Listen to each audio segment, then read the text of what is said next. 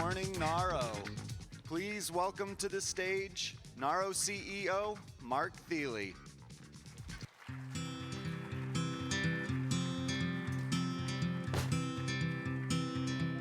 Good morning, y'all. Right on. There, see, you started right. Bam. How are you feeling? Right? I'm getting reports about the meetings, right? Great meetings, serious meetings, frank meetings, right? Please continue to provide to Tess, provide to myself, provide to the team your updates. That intelligence is absolutely critical to our success. Look, we know the next 2 years are going to be challenging, right? But how challenging will be influenced by your dedicated and vocal advocacy. Thank you for bringing it and having the tough conversation. Give yourselves a hand.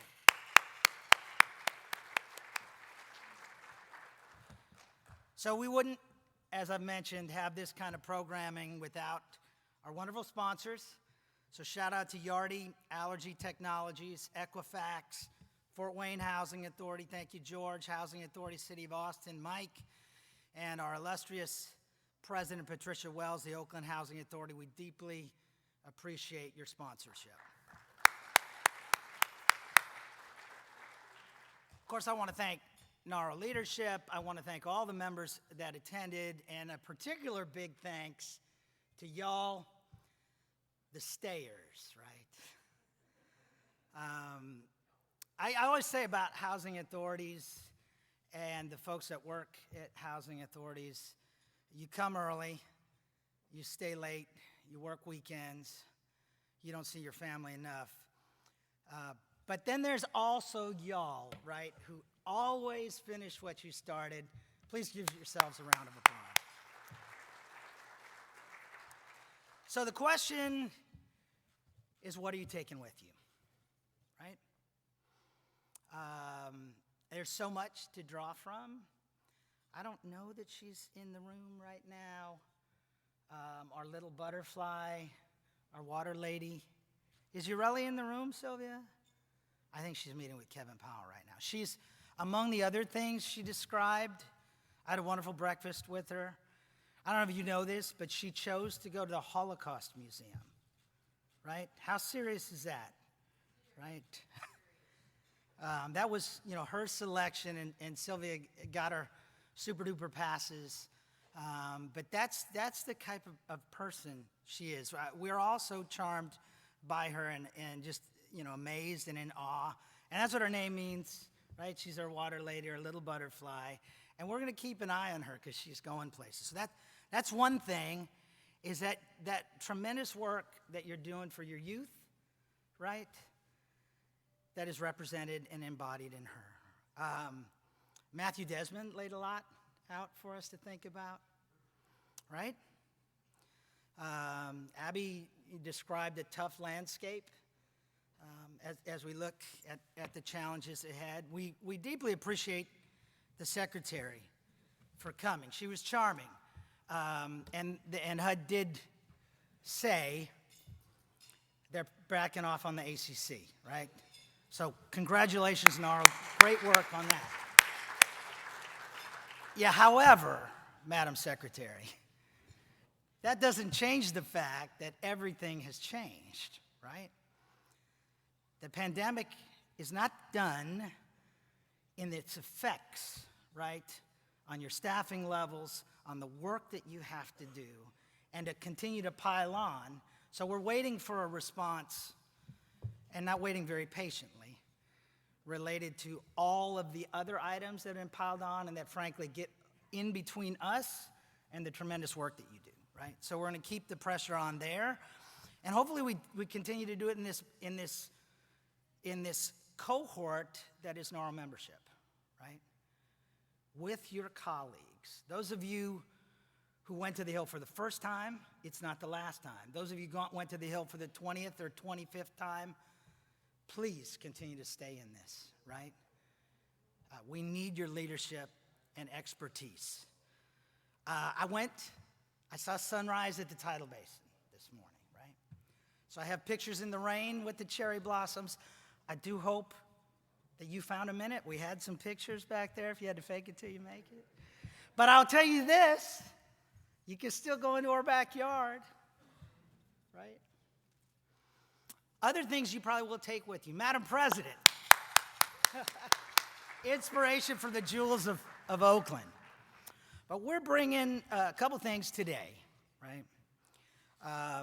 Our senior vice president is passionate about a lot of things, right? And he'll tell you in person, because he's going to be and has been, right, where you are, right, at your conferences, in the field, talking to you where you live. But he brings to us, and with colleagues who've been devoted to this for a long time, a tremendous dedication to housing and education, right? So what we thought we would do is try to have another conversation. When we think about youth, and we were talking about that just a second ago, we know there's this critical moment, right, when everything can change for the better, or sadly for far too many, not so much, right? And yes, it's another thing on the list, but I will tell you this. When you put a book in the hands of a child, you are giving yourself a gift, right? Because you will not forget the light in their eyes, right? The brightness of their smile, and what that all sets off in that young and fertile mind, right? So, I'm not the expert. I'm passionate too. George Guy, our senior vice president, is coming up here with representing small housing authorities, large housing authorities, lots of input. Carol Branham, Richard Lico, William Russell, and Ralph Smith from Campaign for Grade Level Reading. Thank you for joining us again for this conversation. They'll come on up here.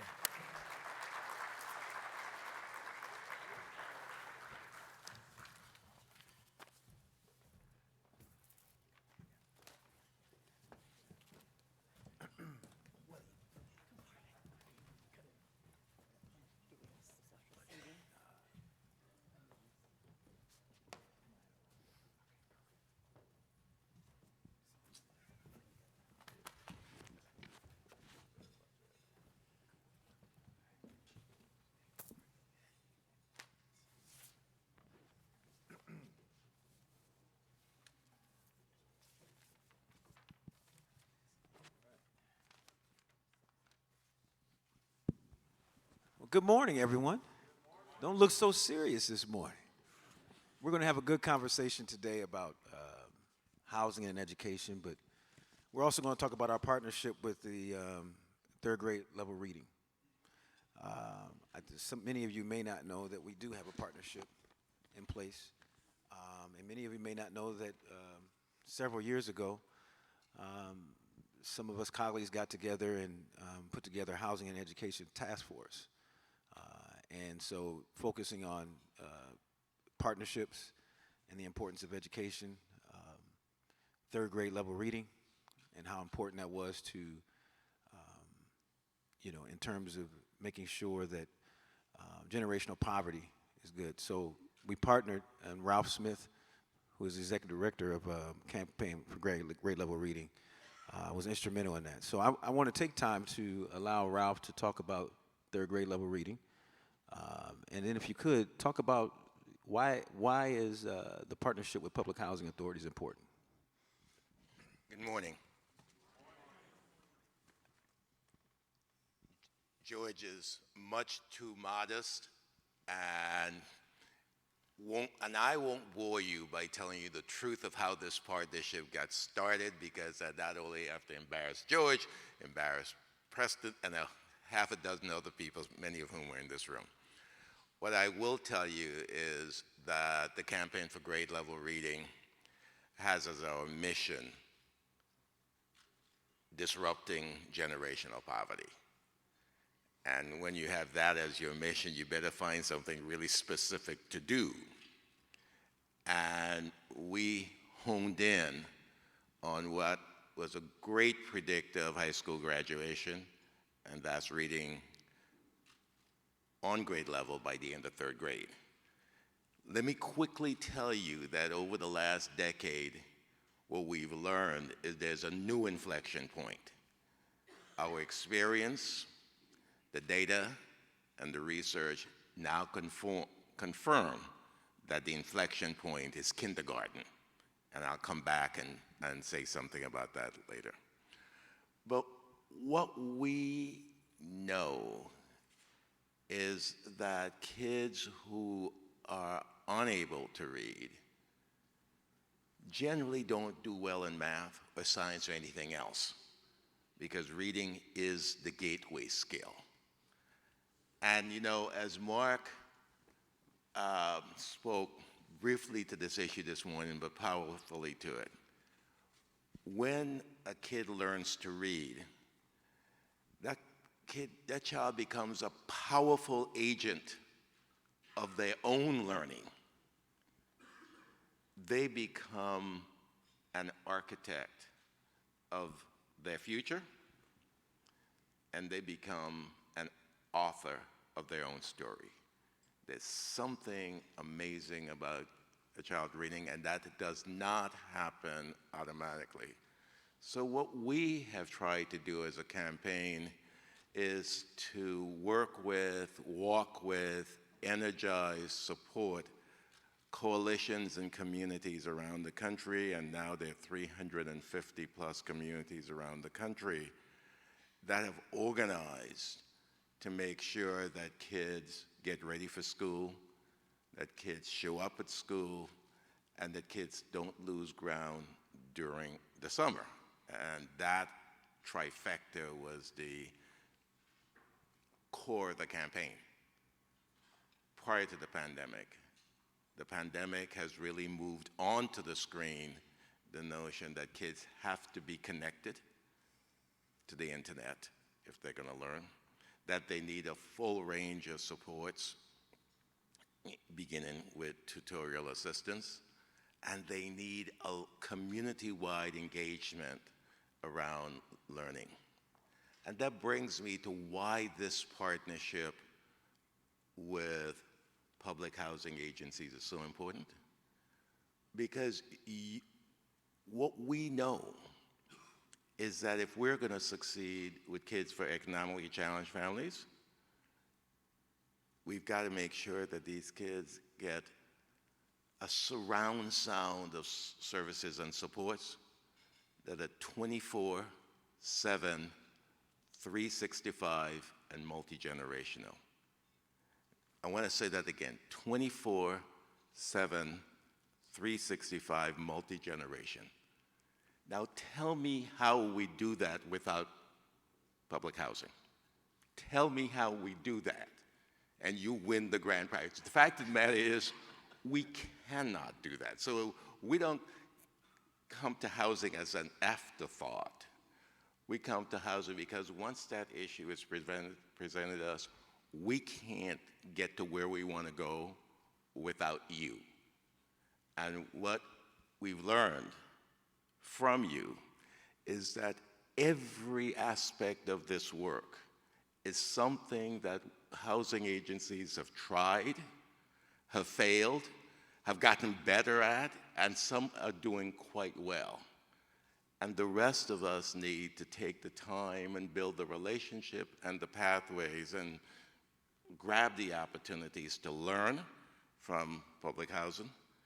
And that's why we have been so adamant about this and so grateful to 3 generations of leadership at NAHRO for really understanding this and willing to be patient as we learn and willing to embrace us and grow this partnership. And I'm delighted to be here this morning, to be here with my colleague Bonnie Howard, and really to say thank you, thank you, and to give a shout out to the 2,000 public housing agencies, or I should say the 2,000 agencies that have just been selected for the 2023 honor roll.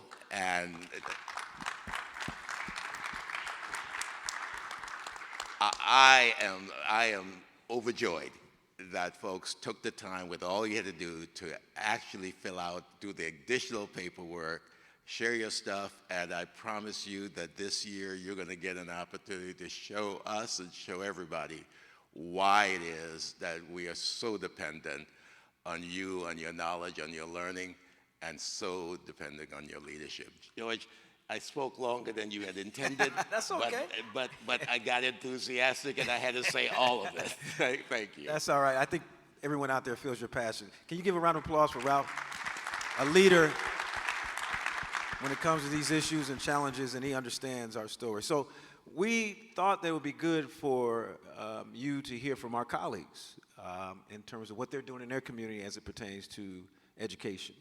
So I'm going to allow them to introduce themselves, and then we're going to ask them a series of questions, just so you can get some insight as to what they're doing and what their commitment is to education. And hopefully you can take some things from this and maybe do those same things at your authority. All right? So with that being said, I'm going to start with William. Why don't you introduce yourself and what housing authority you're with? William Russell, CEO of the Sarasota Housing Authority. And by the way, I just want to give a shout out to our fearless CEO, Mark. You know, Mark was on the Housing and Education Committee with us for years, and he was really the inspiration behind a lot of amazing things that were going on at the Houston Housing Authority.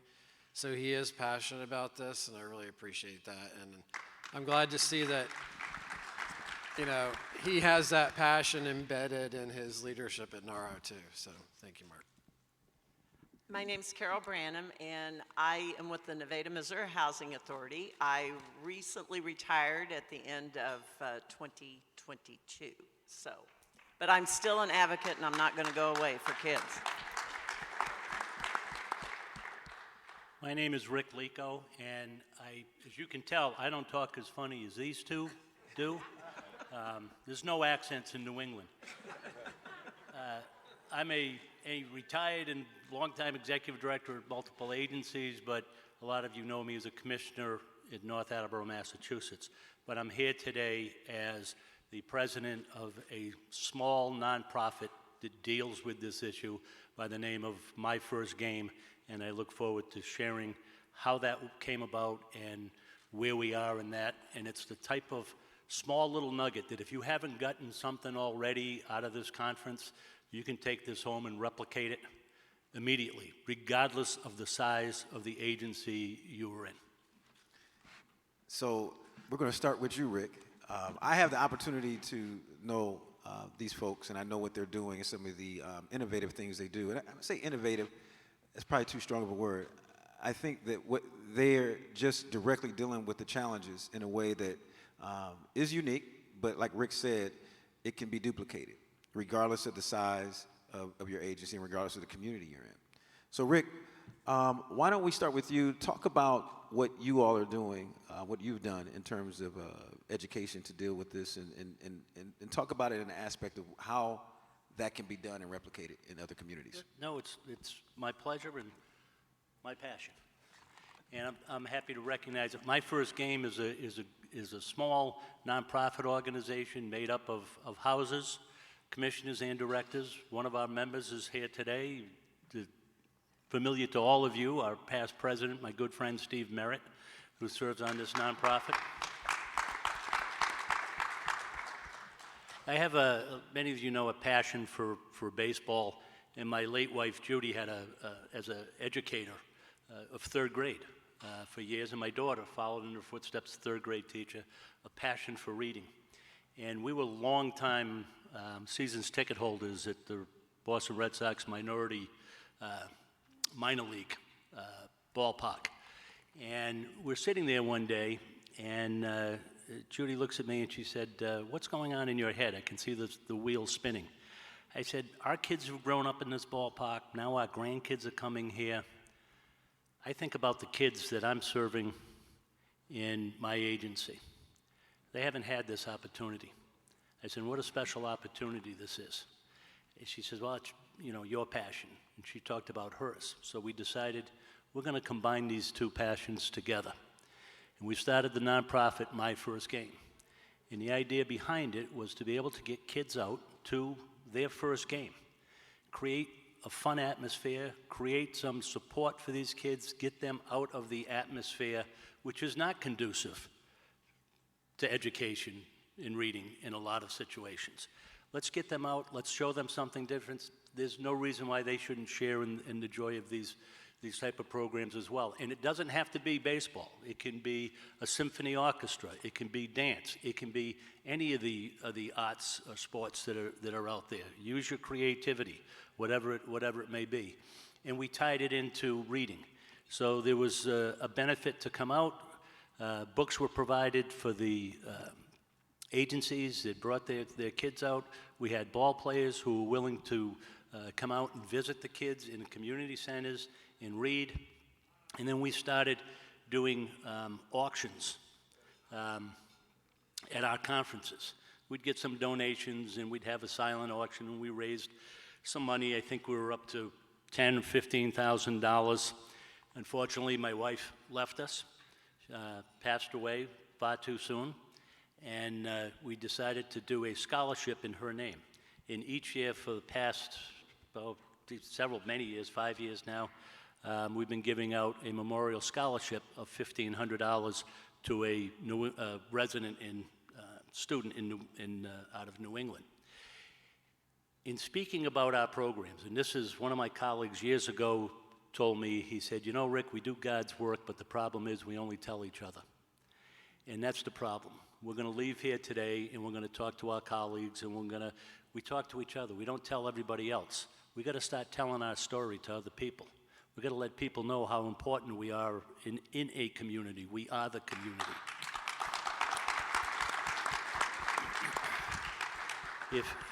I'm not going to get on a soapbox and start talking about the economic and social impact we have in communities, but take a look sometime. It's real and it's there.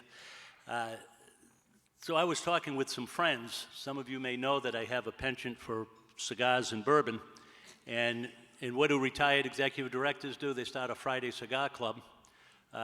We meet every Friday. We solve all the world's problems. We have no idea what the heck happens over the weekend, because Monday the problems are back again. And it's just we have to keep meeting. We have to keep resolving the issue. So I'm talking about this issue of education and of reading. And one of them left that meeting, that gathering, and spoke with someone, and someone spoke to someone. Next thing we knew, we ended up with a benefactor. This gentleman gives out $2 million a year, and it's run by Goldman Sachs for him. That doesn't sound like a lot, but I said, well, this isn't going to sound like a lot. I'd love the $2 million. So I wrote out a letter and described what we were doing, and we received $5,000. And we got $5,000 this year. We're going to have $5,000 next year. If the program continues to succeed, he's going to move it up to $10,000. And what we've voted as a nonprofit was that we have two $2,500 scholarships that we're going to offer. We want the Housing Authority to partner with a public school, grades K through 3, and tell us how they're going to enhance the reading programs in that school. It's a win-win, because if we get a dozen agencies to apply in New England and only 2 get it, we've got 12 that have now made a partnership, have reached out and spoken to that public school. And again, we just tell each other, how many of you have talked to the school system or involved in the school system in your community? Probably not a great deal. It's just not what we did traditionally, and not what we used to doing. We get so much stuff. You get 5 commissioners or 7 in some cases driving you crazy. You got legislators, you got tenants, you got all sorts of stuff. I think HUD does some regulating. You got HUD regulations to deal with. The last thought on your mind is, I'm going to call up the superintendent of schools and have breakfast or go to lunch and talk about how we can partner. This hopefully will force that. We'll provide that. And it's something that you can do very readily. And I got a call the other day from one of the applicants. Is there an application fee? No. Is there an application? No. Write down. Tell us what you want to do. Talk to your teachers. Talk to the principals. Be creative. Right. Intergenerational. You've got seniors. Get your seniors to be part of a reading program with the children. Keep it moving. Keep it going. The key to society are responsible adults.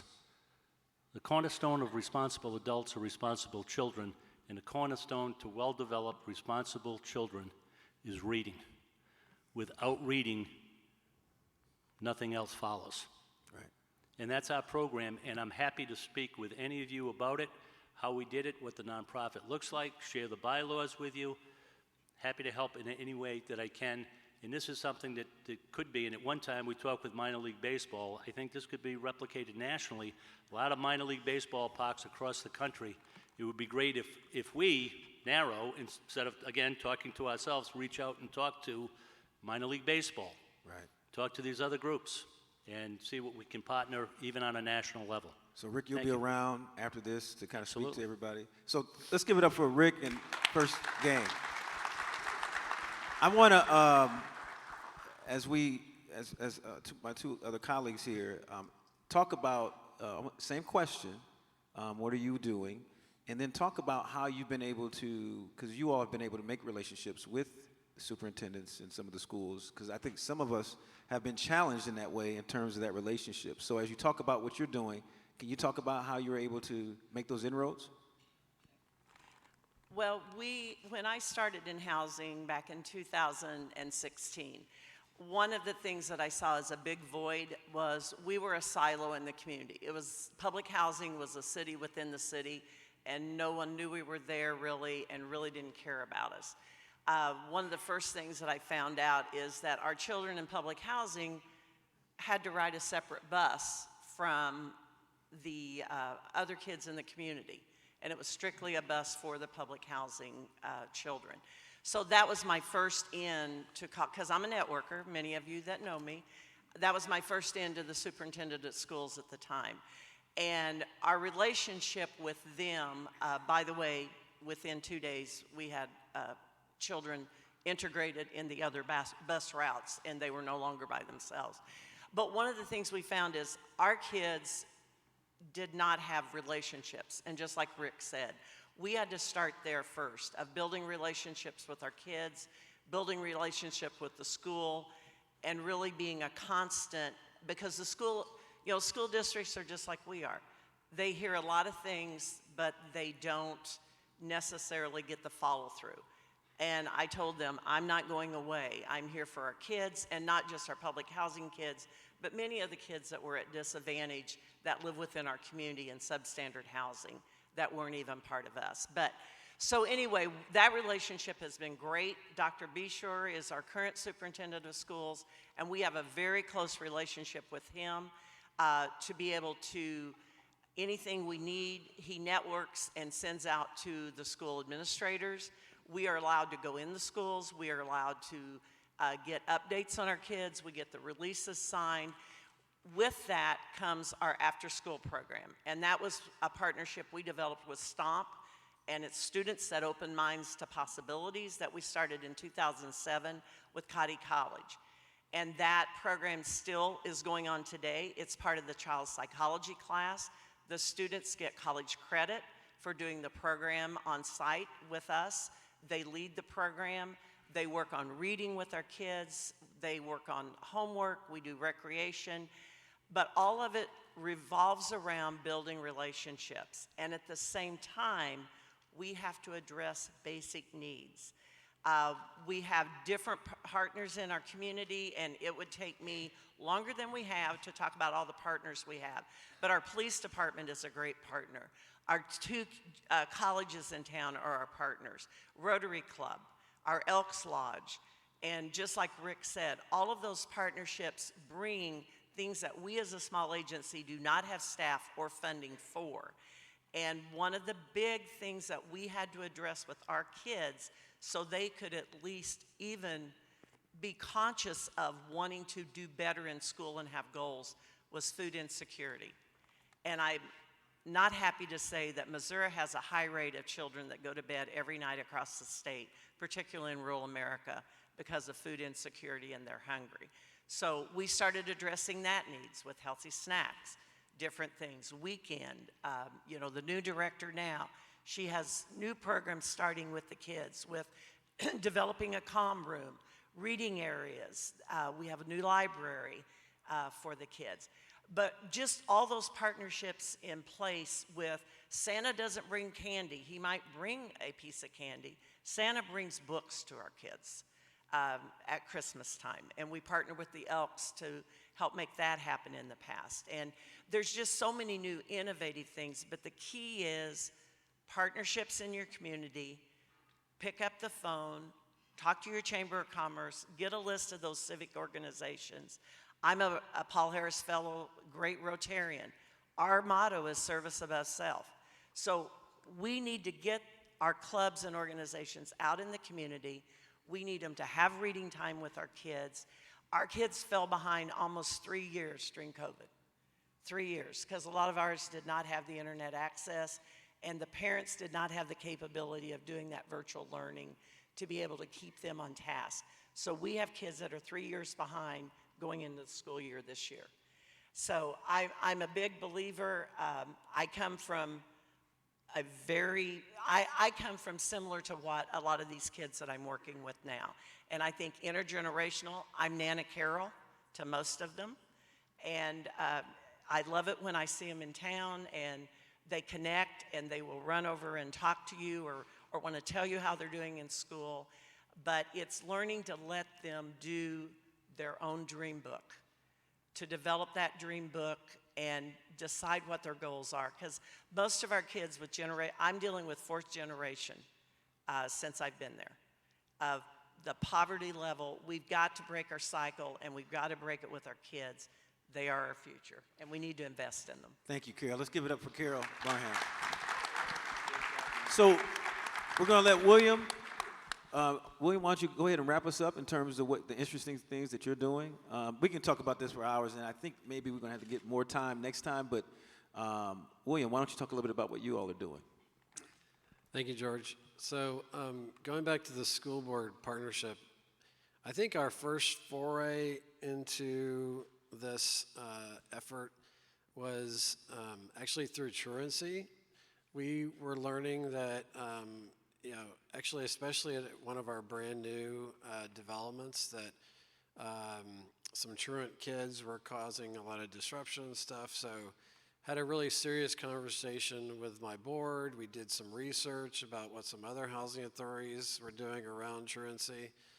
The bottom line was not only are they not in school and bored and looking for something to do and then getting in trouble, but for us, the bottom line was if they're not in school, they're not learning. And that has devastating consequences. And so we ended up partnering with the school board around that issue. We did end up getting a data sharing agreement, but it quickly morphed into, with Hetty Chang and her efforts, it kind of morphed into more of an attendance focus for us. And it's one thing to have a partnership with your school district where they share data with you at the high kind of corporate level, I'll call it. But the real stuff happens with relationships at the school level. And so now at some of the elementary schools where our kids are predominantly districted to, there are people at those schools who care and value us as a partner, and they will literally send us an email and say, hey, Johnny is developing a negative attendance pattern. Not truant, nothing like that, but Johnny has started, he's tardy every day, or he has several unexcused absences, and it's a concern of ours. Well, when they send that to us, they know that we're going to partner with them. We're going to go knock on the door of that family, and we're going to have a discussion with the parent, with the child about what's going on. Is there an impediment? You know, did they get suspended off the bus because there was a fight or whatever? But we try to nip it in the bud and correct that negative attendance pattern. That's just an example. But we do after-school programming, homework club for our kids. We have an enrichment summer camp, and we used to have some older kids, but now we're focused exclusively on K through 3 for our summer camp, where we do a lot of enrichment activities. You know, we're in Sarasota, Florida, which is probably one of the most culturally rich communities in the whole state of Florida. So we take them and expose them to a lot of things that are right there in their backyard that they probably wouldn't otherwise be exposed to. But we also have academics infused into that every day during the summer, so there's no summer learning loss. This summer, actually, we had I'm trying to remember what it's called. Shoot. Reading recovery specialist. So this is a certified teacher who has had rigorous training in reading recovery. It's a great program. But she sat for a half hour, like every day, with all of the kids in our camp. Every day, you know, one-on-one. And what we found was when they went back into the academic year, the following year, they had testing, and it showed really significant gains in their reading because of that one-on-one, you know, attention during the summer. So, and we're going to have that back again this summer. So, and again, just I'm not going to go through them all, but partnerships are golden. So, and we have some great partnerships that they're all in your communities. You just have to tap into them and get them to come in and share that programming, you know, with your kids. I mean, I'll just mention one, Girl Scouts. The head of the Girl Scouts used to be a city commissioner. She was a mayor. She served on my board for a while. Now she runs the Girl Scouts of Southwest Florida. And she reached out to me and said, we want to sponsor a Girl Scout troop in public housing. Great. We've never had that. So they do that. They sponsor it. And it's like the girls who are a part of it, it's like their favorite thing. They so look forward to doing that every week. So it's just a small example of partnerships that we really need to tap into for the benefit of our kids. I mean, but honestly, the other inspiration was listening to Ralph, you know, talk at some of these conferences and meetings. And I was thinking before this, you know, we should continue somehow to play the zip code lottery video, because it's not very long, but to me, when I first saw that was so compelling.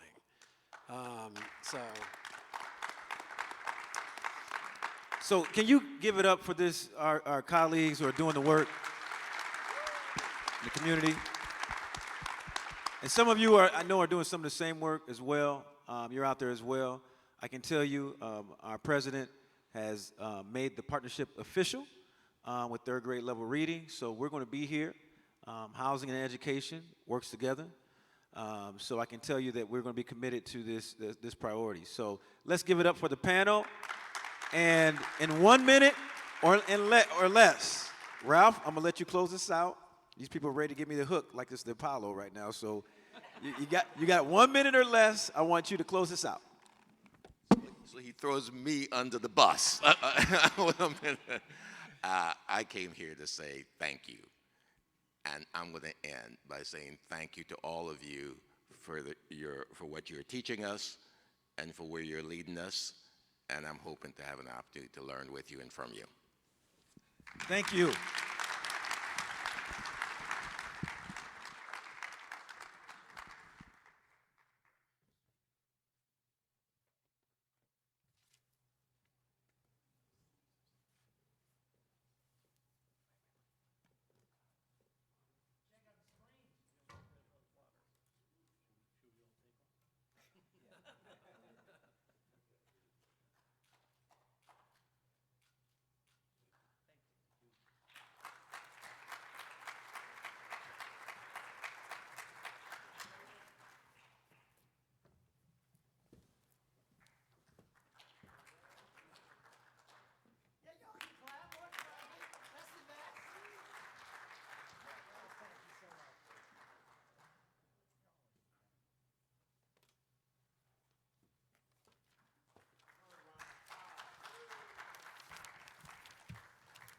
So many of y'all doing so much good work. Yet another takeaway, please, right?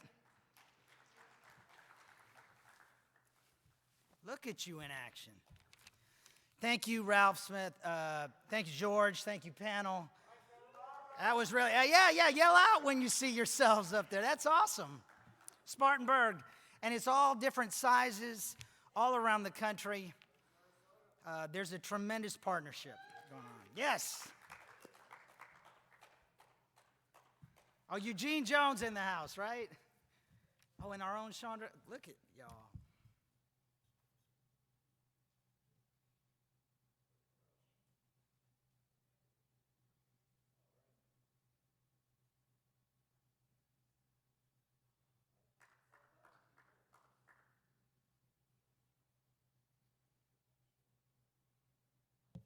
Incredible.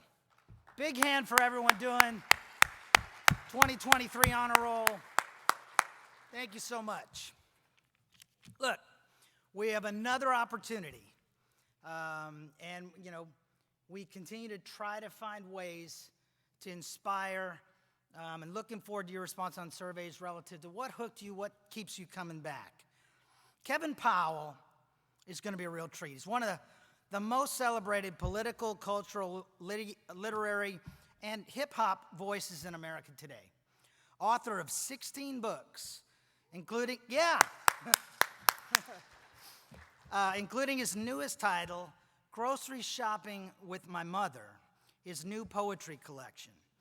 Kevin is also an acclaimed poet. He's a journalist, a public speaker, and a leading figure in the spaces of race, diversity, and inclusion, and also around redefining manhood away from sexism and toxic behavior. His 16th book, and we're all, I think, looking forward to this, will be a biography of Tupac Shakur, who Kevin knew well and interviewed many times for Vibe. And his writings have appeared in a range of publications. A longtime activist, Kevin has run twice for Congress in the New York City, and he has done extensive community work in America and globally. Finally, Kevin is launching a new national organization yet to be named, focused on local leadership development, both online and offline, voting and voting awareness, and civic engagement in multiple forms. A native of New Jersey, Jersey City, New Jersey, Kevin Powell is a proud and longtime resident of Brooklyn, New York. Please, warm NAHRO welcome to Kevin Powell.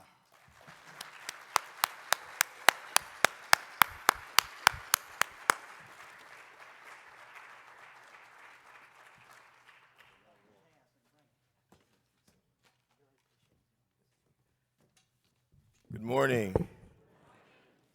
Can you give yourselves a round of applause for this conference? I'm just so honored to be here. Wow. I was listening to the speakers. Are the speakers still here that just spoke? Are they still here today? Some of them. Just thank you all. I want to thank God for this opportunity. Brother Mark, Miss Wells, I was just in Oakland. As solely vegan on Saturday. Yeah, I was doing a book signing there, and then I saw you were from Oakland and the work you're doing. And I just want to thank this organization, National Association of Housing and Redevelopment Officials. This is so important to me. I have a lot of stuff on my heart. I'm one of those anal speakers who literally reads the entire program, so I read all 30 pages. And I went to your website and just kind of did a deep dive. And I want to say a few things that are on my heart this morning. I don't want to hold you all. I know this is the last event. Is that right? I understand. I'm going to be as fast as possible. But what I would like to speak about, where is Yoreli Gonzalez Hernandez? Where's she at, the young lady who won the contest? Look, can we give her a round of applause? And her mother.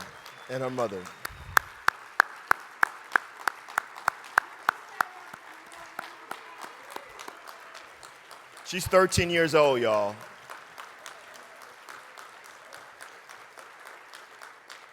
And I got to meet her and her mother before we came downstairs. And I just want to say thank you to everyone on the staff here who made this possible for this conference and for me to be here.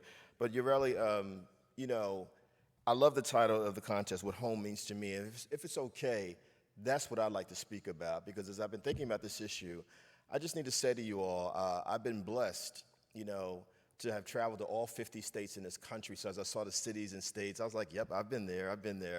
And I've been to all the major cities. I've been to a lot of small cities and rural areas as well. And so home is something that is really, really important to me. As I was thinking about what I want to say this morning, I was thinking about my mother and my upbringing. Shout out to single mothers out there. Yes, I'm very much a product of Jersey City, New Jersey, the Northeast, and I've been living in New York for 30 years, a long time. But my entire family history is actually in South Carolina, the low country of South Carolina, about 30 minutes from Savannah, Georgia.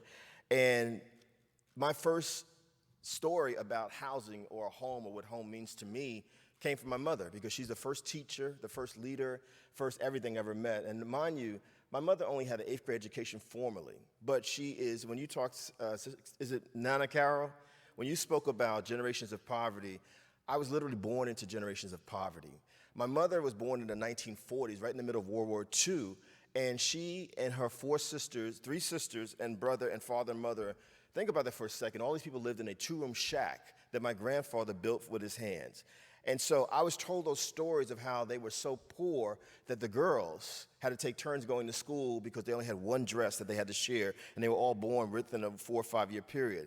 They were so poor that there was no, some of y'all, do y'all know what an outhouse are? I know y'all are too young to remember what an outhouse is. There was no bathroom, there was no electric light, there was kerosene, and so that was home for them. When they were so poor in that home that sometimes the only thing they had to eat was some syrup that they poured into a bowl and they passed around to each other. What did home mean for them? They had to start working. My mother's education was interrupted several times when she was a child, starting at age 8, when she had to go into the fields with people who were old enough to be her parents and her grandparents to pick cotton. Some of y'all know what I'm talking about. This is not just women's history, since it's Women's History Month, or Black history, since Black History Month was February, but this is American history that we're talking about around home. And this is one reason why, I don't like terms like trailer trash, or rednecks, or ghetto, or hood, or illegal aliens, or any of these derogatory terms that I think are classes that describe people who might be poor and white or black or Latinx or indigenous or Asian. Are y'all with me out there? Because the model for your organization is bringing communities together. And one of the things I realize is one of the ways that we separate people is saying, well, you're white, you're black, you're Latinx, you're indigenous, you're Asian. But what I think about is, where is your home? Did you ever have a home? My mother and 2 of her sisters migrated. Y'all know the history of migration. And we need to understand, when we talk about home, there's 2 types of immigration or migration that I think about. It's the kind where we've seen people, last week we just celebrated St. Patrick's Day. We know folks who are Irish, who are Italian, who are different backgrounds, immigrated from other places to come to America. Am I right, y'all? That's part of our history, right? But we know there's also been an internal immigration that's happened with black folks moving from places in the South and going to California, Oakland, for example, LA, going up to Jersey, New Jersey to New York, right? Up to Boston, people going to Chicago. Y'all know what I'm talking about. And it's because they're looking for a home. And what my mother and her two sisters did, they said, wait a minute, we don't want to be stuck here, because we realize if we are stuck in this home that we are living in, which is poverty, what has been ordained for us, unfortunately, because the world that we were born into at that time in American history, is that we're just going to be the help for other people in their homes. And we deserve something better than that. And so they migrated up to Jersey City. Why did they pick Jersey City? Why do any of us do any of this stuff when we move to places? Because, wait a minute, it might be an Italian-American family in St. Louis. There might be an Irish family in Savannah, Georgia. There might be a Filipino family in San Diego. Y'all with me out there? And there might be some folks from Louisiana in Oakland, California. Are y'all with me out there? Or Texas in Oakland, California. We go where we know some people. So we had cousins in Jersey City. And what does home mean to me? What did home mean to them, y'all? My mother and her 2 sisters, 3 young black women, had to share a bed, not a room, a bed in a room when they got to Jersey City. And they had to work as the help for a while in people's homes, and they worked in factory jobs. This is how home was introduced to me. And so, I've got 16 books. Yup, I've been all around this country and I've been to 5 to 7 continents. Yup, I do a lot of stuff on TV and radio. I feel very blessed, but I never forget where I come from and what the word home meant to the people that I come from. Sometimes it was as simple as just having a bed to be in, even if you had to share that bed with 2 other people. I believe, to Sister Carol's point, that poverty is a form of violence. That poverty is a form of violence, what it does to people, as she said so eloquently, across generations. Little did my mother know, when she made Jersey City, New Jersey her home, she would meet my father, and she would fall in love with my father, and he would fall in lust with her. What does home mean to me? She thought, you know what? Maybe we'll get married and I could have something for myself that's actually a home. But unfortunately, my father didn't marry my mother. And guess what, y'all? He had a home. He actually had a house. But my mother and my Aunt Catherine, my Aunt Bertie, separated from them at a certain point, and I'll get to her in a moment. But my mother and my Aunt Kathy, the first 10 years of my life, and my cousin Anthony, who was born only 3 days before me in the same year. It's almost like my mother and my aunt had it timed out, right?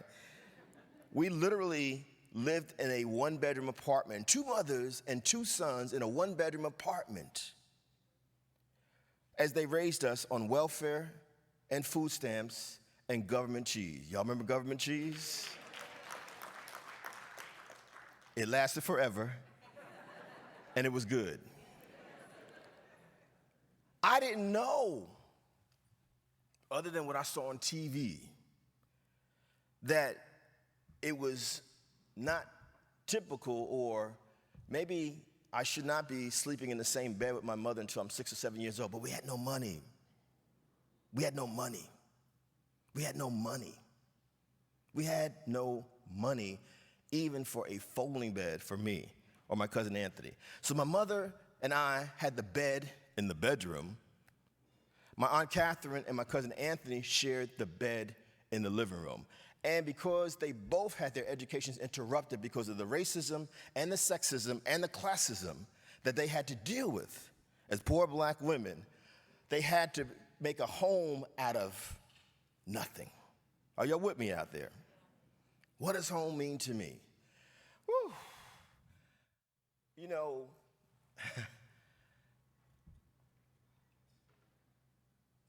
Miss Wells, you work in Oakland, so you know exactly what I'm talking about. Sometimes I think it's a miracle that I'm even standing here right now.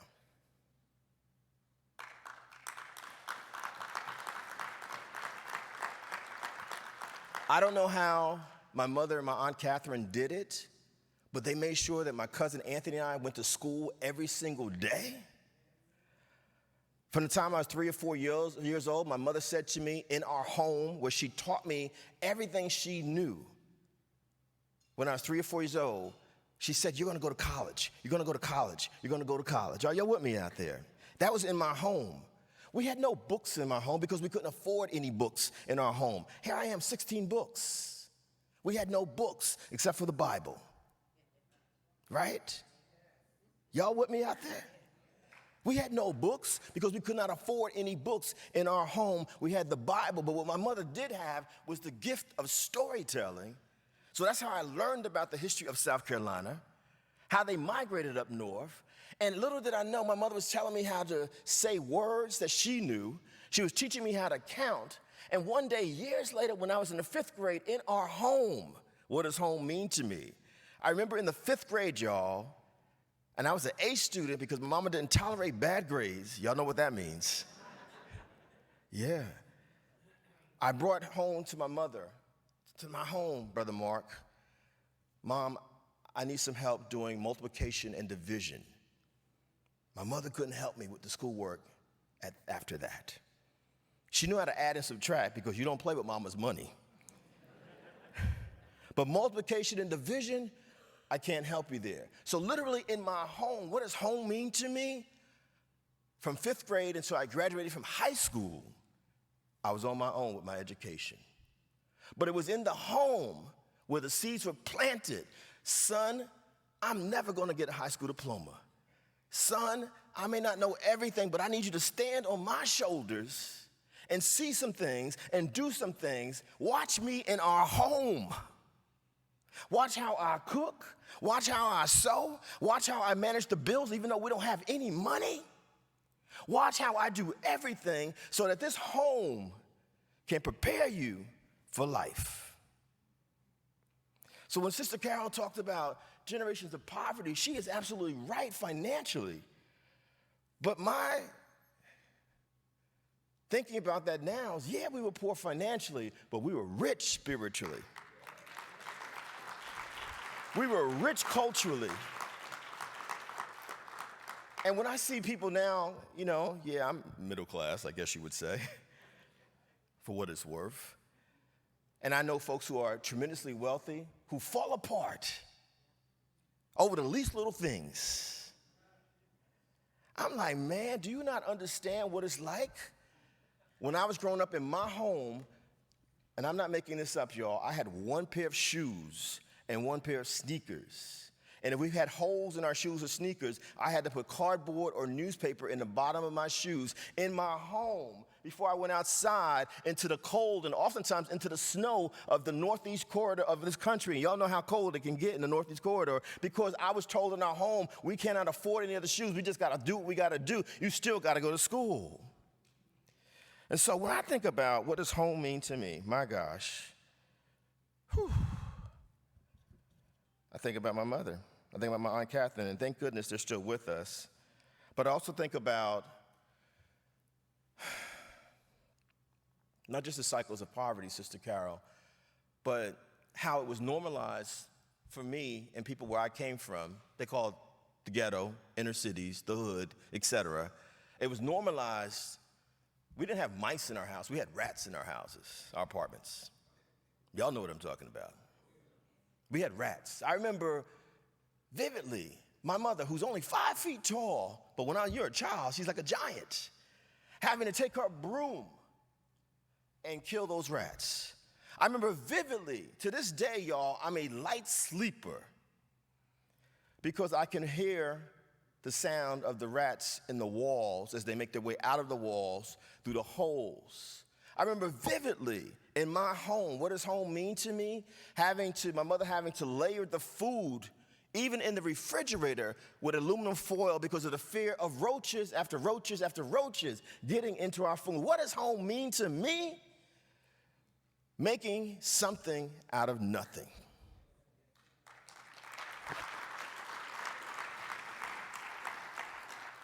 What does home mean to me? My mother did not know about this organization that's been around since 1933. And I mean, God bless y'all. God bless y'all. God bless y'all. God bless y'all for the work that y'all do. God bless y'all. My mother had to be an advocate by herself, like so many poor women, so many poor mothers. And I remember the various phone calls when we finally were able to afford a phone in the home. Having to call the superintendent, having to call the land person, having to call the local housing authority. Can we have some heat? My wife, I just got married for the second time, y'all, and the last time. I am not trying to be the Kardashians or Elizabeth Taylor. God bless them, love them, but you know. But my wife always asked me, why do you not like cold weather? Because in my home, it was normal to have cold showers even in the wintertime. Why don't you not like cold weather? Because oftentimes we had no heat in the wintertime. And when I say poverty is a form of violence, that's what I'm talking about. The psychological and spiritual scars of the home situation if you don't have an advocate or advocates like this wonderful organization. If you don't know this organization exists, as my mother did not know it existed, you think that you just have to go through this all by yourself. Are y'all with me out there? What does home mean? By the time my cousin Anthony and I got to be about 10, 11 years old, my Aunt Kathy and my mother finally got enough money so that they each could get a one-bedroom apartment, and they each got me and my cousin Anthony for the living room. We both had our folding beds in the living room. My apartment, his apartment. But I never had my own room until I got to college. I didn't even know you could have your own room. I had no idea. And so when I think about home, y'all, I remember going to Rutgers University in New Jersey, where I'm from. What does home mean? Shout out to Jersey, no doubt. Shout out to Jersey. What does home mean? Shout out to Rutgers, yes. I go to California, like, what's Rutgers now? Some people know what Rutgers is. Yes, ma'am. Yes, ma'am, Miss Wells. And I love California. I'm actually moving to California. My wife's from San Diego. Yeah. I get to Rutgers. I realize my home is so limited. And there was a brother who was speaking about the Boston Red Sox. Is he still here? He left. But he was speaking about, there you are. He was speaking about exposure. I'm a lifelong Yankees fan, by the way. I just want to put that out there. He's about to leave.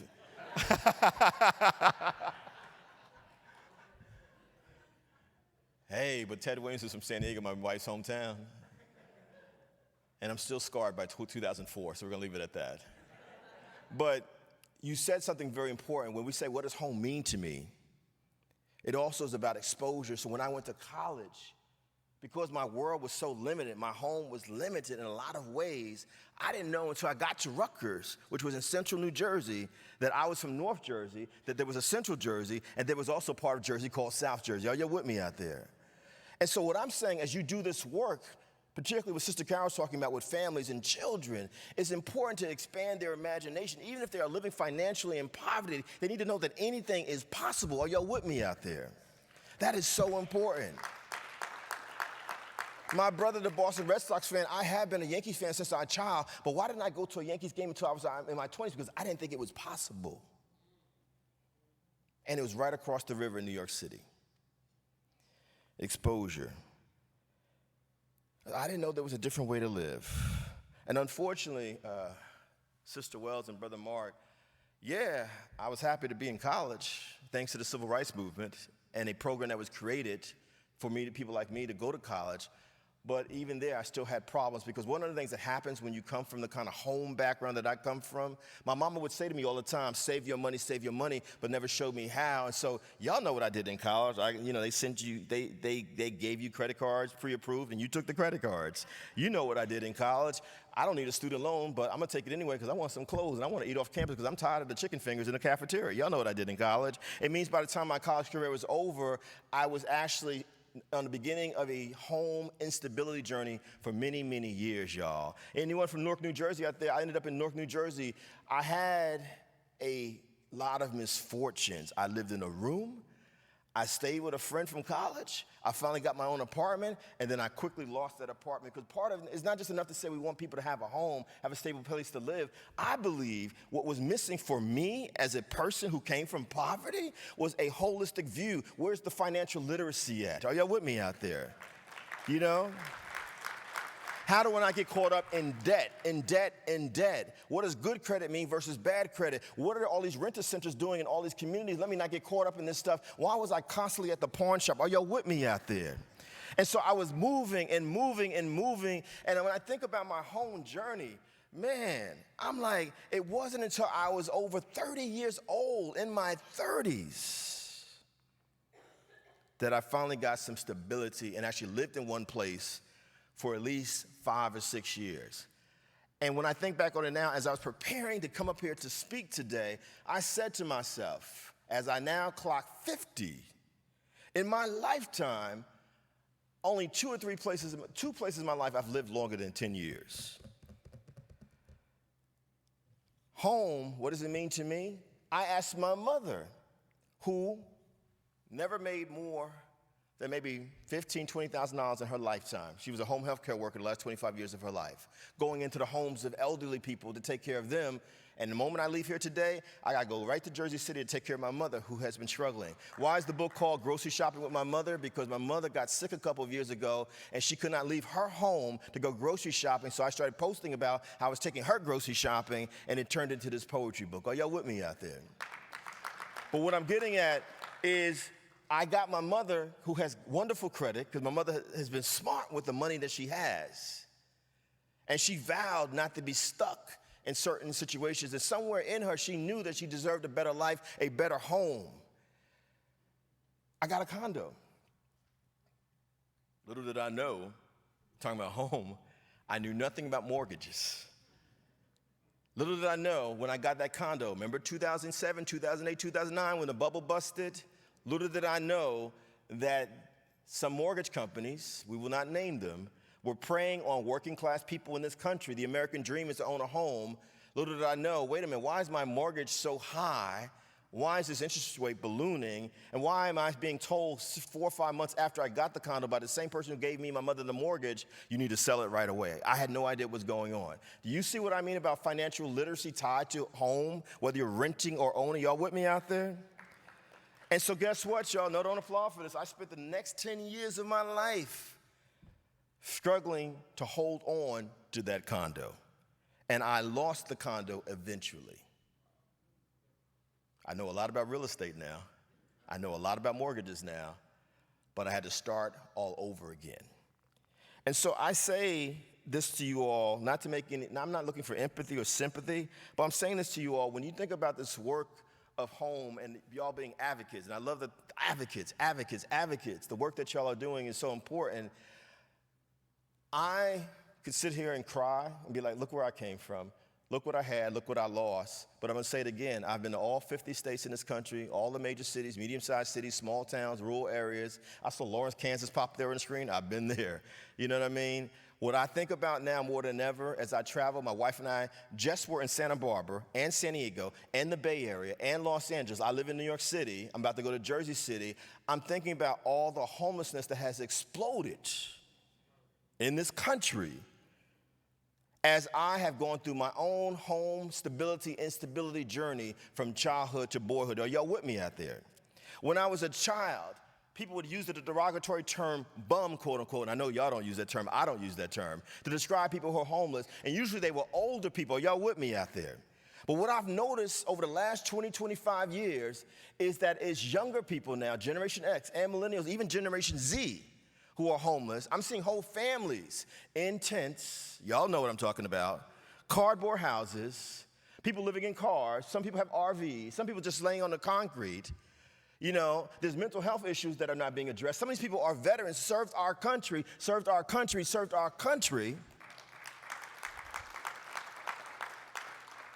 And here they are out on the streets, whether they're Vietnam War veterans or Iraqi war veterans. This ain't got nothing to do with being Democrat or Republican. This ain't got nothing to do about blue state or red state. This ain't what I'm talking about. My question is, as I think about home, what does home mean to me in 2023? Why isn't it not a national concern, the explosion of homelessness in this country? Why is it not a national concern? All this building that has happened. I live in downtown Brooklyn, y'all. I have watched high-rise after high-rise go up. I live in a 40-story building, and thankfully, Sister Wells and Brother Mark, my building has set aside affordable housing within that building. Absolutely. I wouldn't live there. But I'm thinking to myself, as they're building an incredible pace around the country, all these cities, who can afford to live in these high-rise buildings? Are you with me out there? Particularly if we understand the median income has not really gone up in proportion to the way rents have gone up since 1970. Y'all know what I'm talking about. This is the work that y'all do.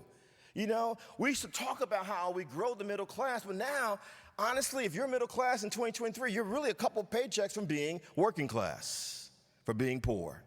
And God forbid if you lose your job. Are y'all with me out there?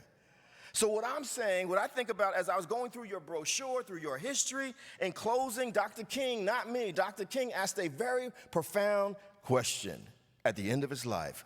Where do we go from here? I think, and this is my humble suggestion because y'all the leadership, I'm just a fan. I think what home means to me should not just be an art contest, but I think it should be the national campaign for this organization going forward. Why do I say that? Because I'm a journalist, I'm a social media fiend, and I know that certain phrases leap out at me. And when I saw Ms. Hernandez her photo, and the title of the contest that she won, I'm like, that's what this should be called. What home means to me. Because what American, no matter what their identity, no matter what their culture, their race, their age, their generation, cannot relate to wanting to have a decent place to stay? What American can't relate to that? And I agree with you all. This campaign, whatever it is, should be about fair and affordable housing for all people. No one should be homeless.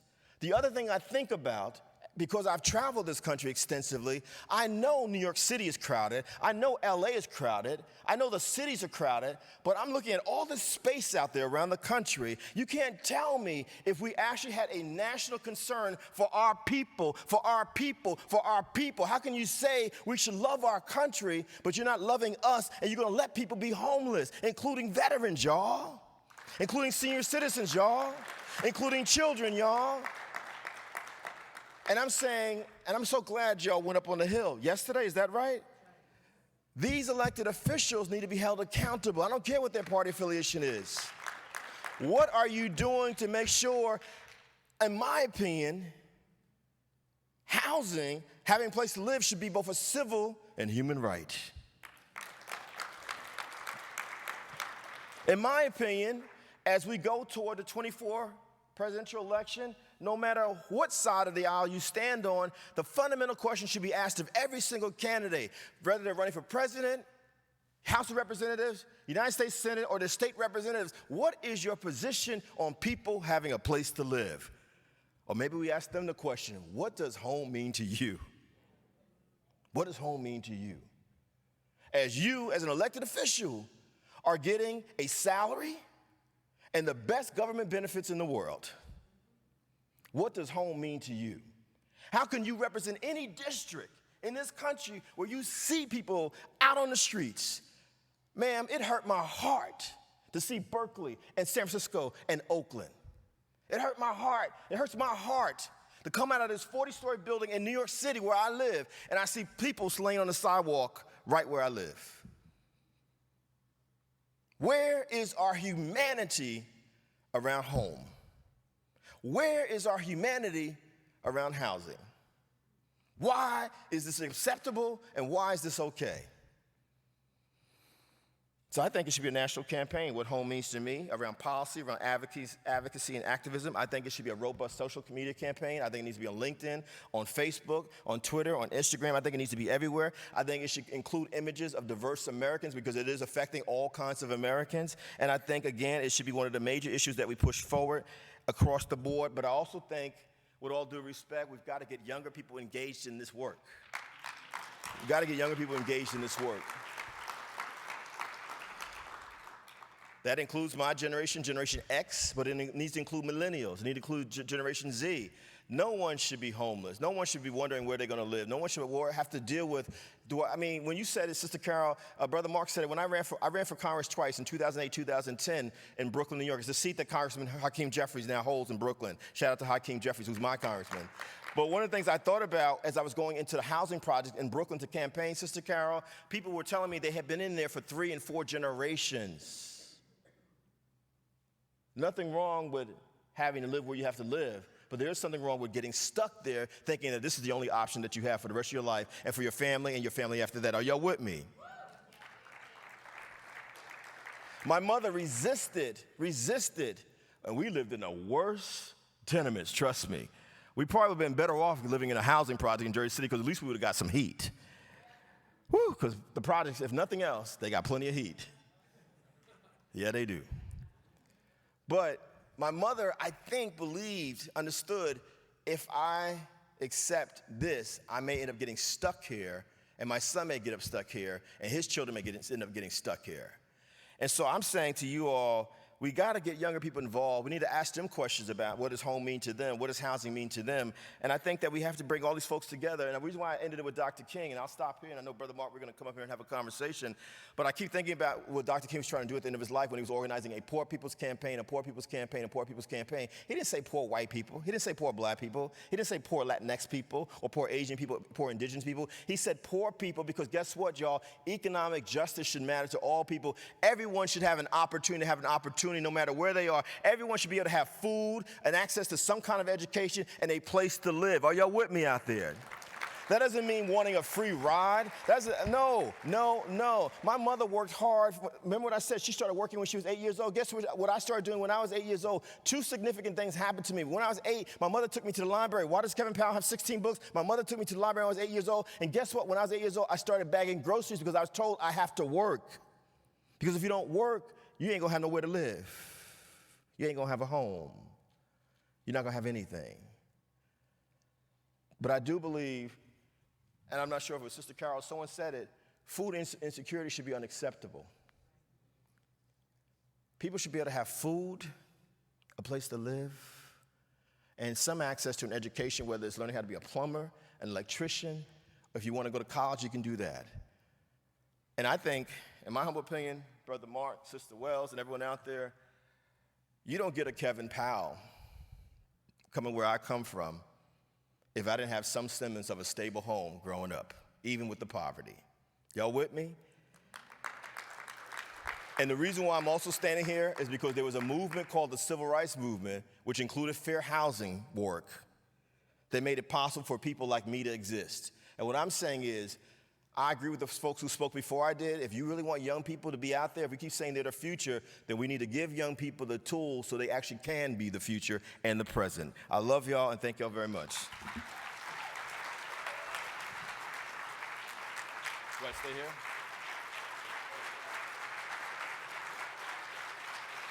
So,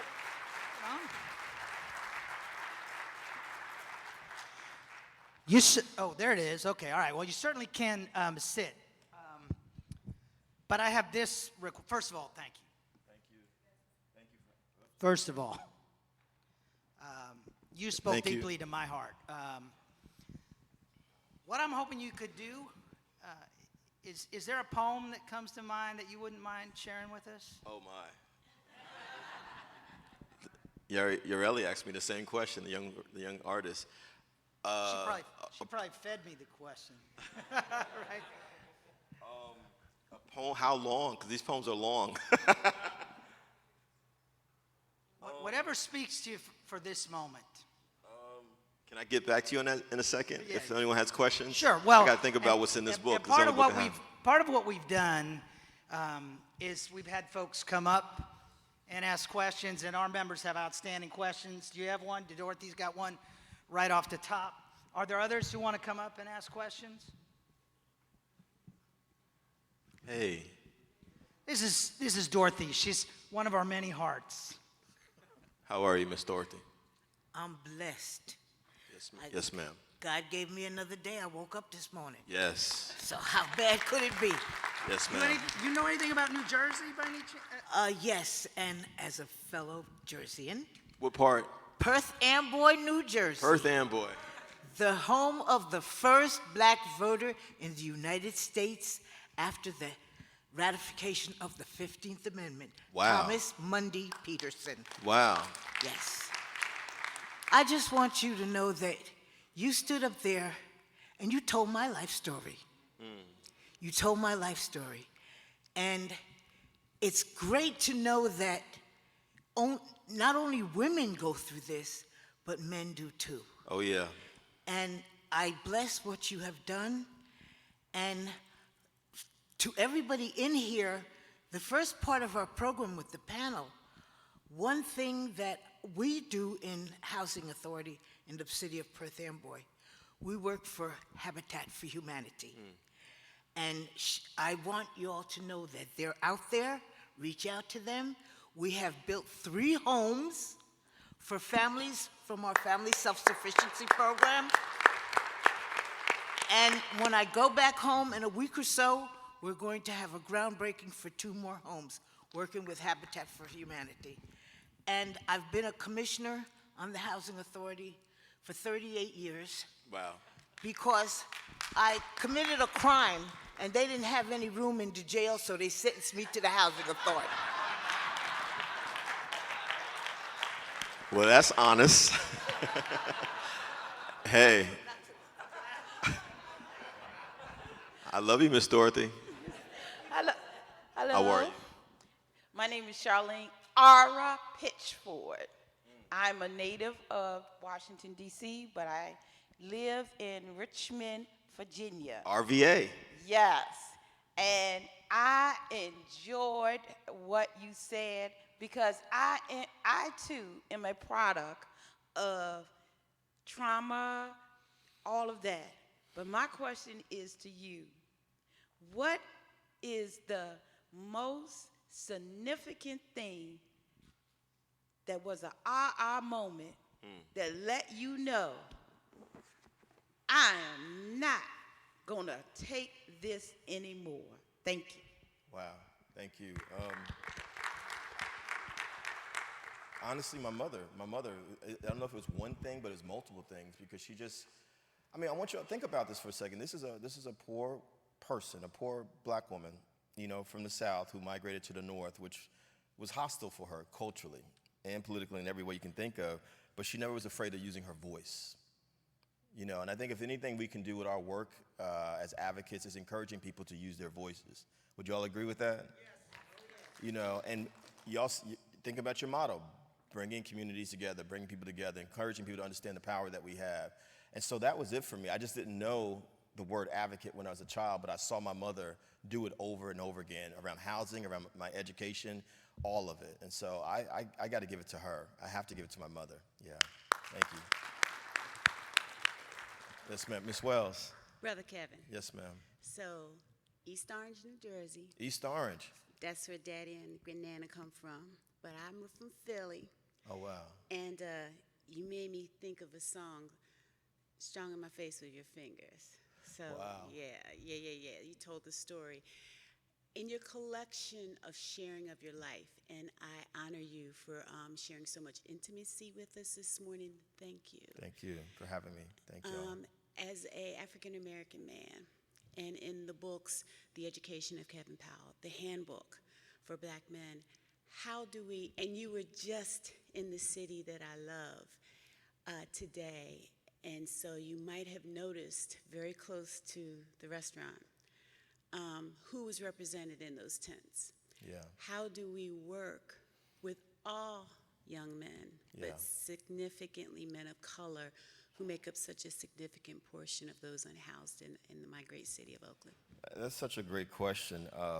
If I can just let me make it clear to you all, I love all people no matter who we are. I love all people, no matter what your identities are. I love all people. I really mean that from the bottom of my heart. But if I can speak to black folks for a second here, even at Solely Vegan on Saturday, the room was packed, the restaurant was packed, but most of the folks there to buy books for black women. What I've seen, which was why when I walked in here, I took particular notice that there were black men on the stage. I get happy when I see black males. You know, I think that some things have happened to us very catastrophically. When we talk about what does home mean to us, for black people post-civil rights era, it has meant what heroin did to us in the 1970s, what crack did to us in the 1980s, the prison industrial complex, the bills that came out that criminalized a lot of black males and put a lot of black males in the jail, helping to destroy homes in different ways, you know, and I think we're dealing with that. Even when I went to college at Rutgers University back in the day, we had a sizable black male population. I've watched the black male population drop off on college campuses around the country. And so I think we need to do a very, you know, I think we need to do some things that specifically incentivize black males to get involved at all levels. You know what I mean? Even like when you look at the last presidential election, you know, I know that, you know, black women voters, black men participate. Let's not make it seem like black men are not there. There are black fathers there, there are black male voters there. I also think we need to shift the narrative because like a lot of times we'll say, well, there are no black fathers. What I respectfully disagree with that. Exactly. So I think it's a combination of shifting the narrative to tell the whole truth, But I also think it's also about encouraging folks to get involved at every level. And I think that for whatever reasons, particularly when you talk about brothers who come from my background, I mean, look, when I was growing up, you know, I also believed that the only options I had was to play sports or to get into entertainment. I can't sing, I can't dance, I can't rap.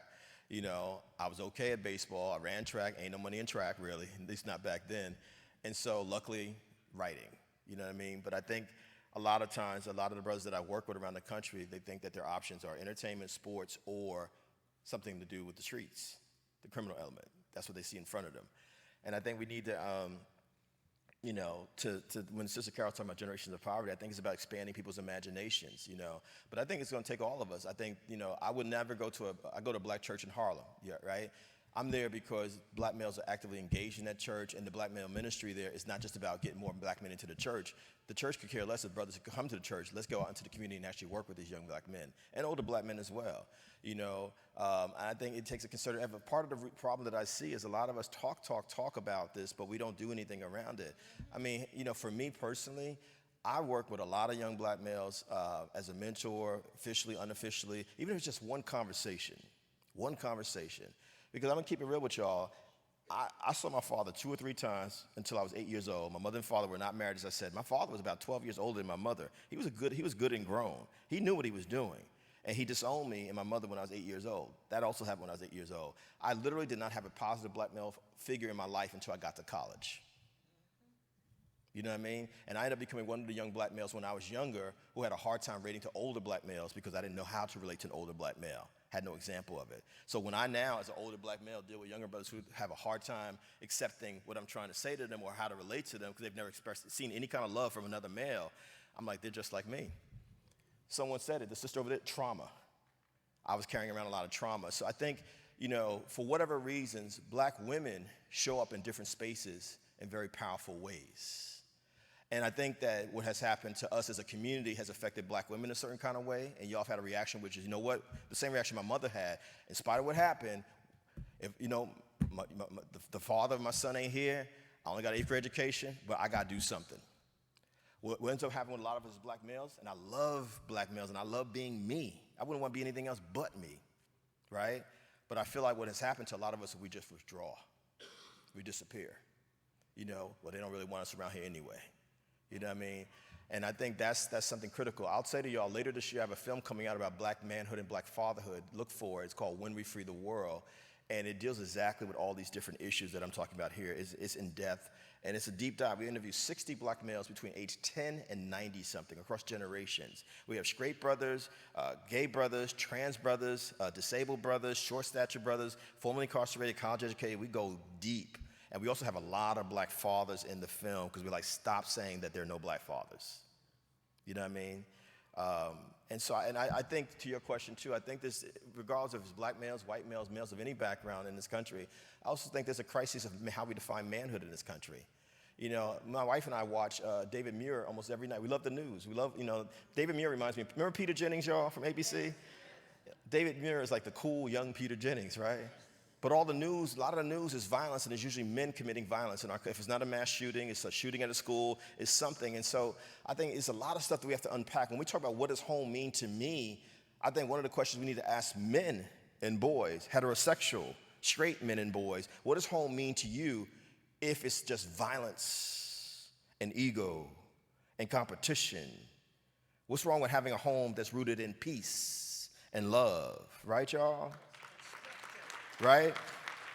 And I'm speaking as a straight dude, boy, who grew up playing video games in every sport, and we played football on concrete, and we were fighting after school, and I was very aggressive, and I had anger issues and all that kind of stuff. But at some point in my lifetime, I realized as a man, one, who told you that manhood had to be violence? Right? Who told you manhood? It's Women's History Month, y'all, right? Who told you manhood means that women are inferior to you when women and girls are your equals, right? Who told you should be homophobic and transphobic, y'all? You should hate people who are different than you. What does that have to do with manhood, right? You know? Who told you that it's about ego and competition? And so one of the things I think about now, Brother Mark and Sister Wells, when I think about home, my wife and I, it means safe space, it means healing space, it means sanctuary. Thank you. I was so mesmerized, I forgot I was here for a question. I'm mesmerized by y'all are doing the work. I'm mesmerized by y'all. Thank you so much for that. I'm Carlita Mendez from Bremerton Housing Authority, born and raised in Honolulu, Hawaii, but now Kingston, Washington, in the Kitsap area is my home and safe place. And I do have a question for you this morning. Can I say one thing? Absolutely. Hawaii is one of my homes. So no, don't laugh at me, y'all, but I'm a pop culture kid. And years ago, when I was going through the home instability with my condo, I saw a movie with George Clooney. George Clooney's dope, y'all, if y'all don't know that. The Descendants. Anyone ever see that movie? And it was about his life in Hawaii. I had never been to Hawaii. I ain't had no money. I ain't had no money. I'm very clear what I'm saying. I ain't had no money, nor did I have any money. But I went to Hawaii because that film caught me, and I just saw something, and I felt something spiritually there, and I just need to say that. So I've been to Oahu and Maui and Lanai, and I got about 5 more islands to go, I think, something like that. Very good. So I just need to say that. Thank you. Well, great. Aloha nui noa. Thank you for that. Thank you. And so my question for you, because we are housing providers and our families come to us as their safety net so that we can help them find their home, can you share a memory of someone outside of your home, perhaps in a social safety net like whom we are, that made a powerful impression upon your childhood and life? Whew, that's a great question. Y'all ask great questions. Wow. Someone who made an impact on my childhood life, my younger life. Wow.